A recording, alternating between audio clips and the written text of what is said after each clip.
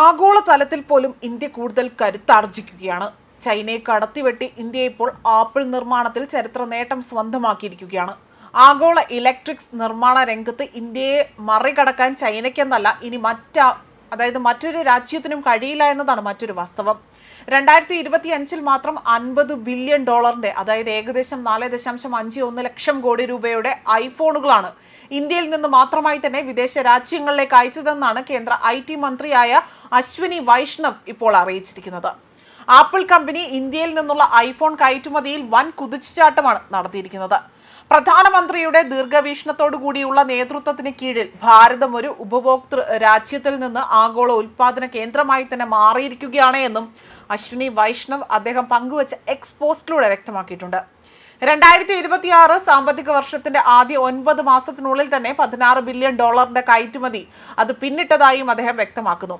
Electronics ഉൽപ്പന്നം കഴിഞ്ഞ 11 വർഷത്തിനിടെ 6 മടങ്ങ് വർദ്ധിച്ചപ്പോൾ കയറ്റുമതി 8 മടങ്ങാണ് കുതിച്ചുയർന്നിരിക്കുന്നത്. ആപ്പിളിന്റെ ഈ ചുവടുമാറ്റം ഇന്ത്യൻ തൊഴിൽ വിപണിയിൽ വൻ ചലനമാണ് ഉണ്ടാക്കിയിരിക്കുന്നത്. ഏകദേശം 3,50,000 അത് നേരിട്ടുള്ളതും അല്ലാത്തതുമായ തൊഴിലവസരങ്ങളാണ് ആപ്പിൾ വഴി രാജ്യത്ത് സൃഷ്ടിച്ചിരിക്കുന്നത്. നിലവിൽ ഇന്ത്യയിൽ 5 ഐഫോൺ ഫാക്ടറികളാണുള്ളത്. ഇതിൽ 3 ടാറ്റ ഗ്രൂപ്പും 2 ഫോക്സ്കോണുമാണ് പ്രവർത്തിപ്പിക്കുന്നത്. അതേപോലെ തന്നെ ഉൾപ്പെടെ 45-ലധികം കമ്പനികൾ ഈ വിതരണ ശൃംഖലയുടെ ഭാഗമാണ് എന്നും മറ്റ് വ്യക്തികൾ അത് സ്വദേശി നിർമ്മാണത്തിന് കരുത്തേകുന്നു എന്നതാണ് മറ്റൊരു വിലയിരുത്തലായി പുറത്തു വരുന്നത്. അതേപോലെ തന്നെ സ്മാർട്ട് ഫോണുകൾക്ക് പുറമെ തന്നെ ലാപ്ടോപ്പുകൾ, സെർവറുകൾ എന്നിവയുടെ നിർമ്മാണത്തിലും ഇന്ത്യ വൻ മുന്നേറ്റമാണ് നടത്തിയിരിക്കുന്നത്. രാജ്യത്തിന്റെ മൊത്തം കയറ്റുമതിയിൽ ആദ്യ 3 സംസ്ഥാനങ്ങളിൽ ഇലക്ട്രോണിക്സ് ഉൽപ്പന്നങ്ങൾ ഇടം പിടിച്ചു കഴിഞ്ഞിരിക്കുകയാണ്. കൂടാതെ തന്നെ ഈ വർഷം 4 സെമി കണ്ടക്ടർ പ്ലാന്റുകൾ കൂടി വാണിജ്യ ഉൽപ്പന്നം ആരംഭിക്കുമെന്നും മന്ത്രി അറിയിച്ചിട്ടുണ്ട്.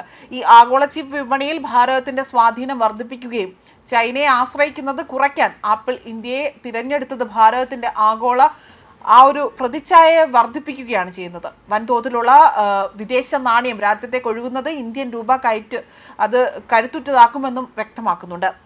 ആയതിനാൽ തന്നെ ഇത് ആത്മനിർഭർ ഭാരത് എന്ന ലക്ഷ്യത്തിലേക്കുള്ള പ്രധാനമന്ത്രി നരേന്ദ്രമോദിയുടെ ഒരു ചുവടുവയ്പ് തന്നെയാണ്. അതിൻ്റെ ഒരു ഫലമായി തന്നെ കണക്കാക്കപ്പെടുന്നുവെന്നും സൂചിപ്പിക്കുകയാണ് ഇതിലൂടെ ചെയ്തിരിക്കുന്നത്. ന്യൂസ്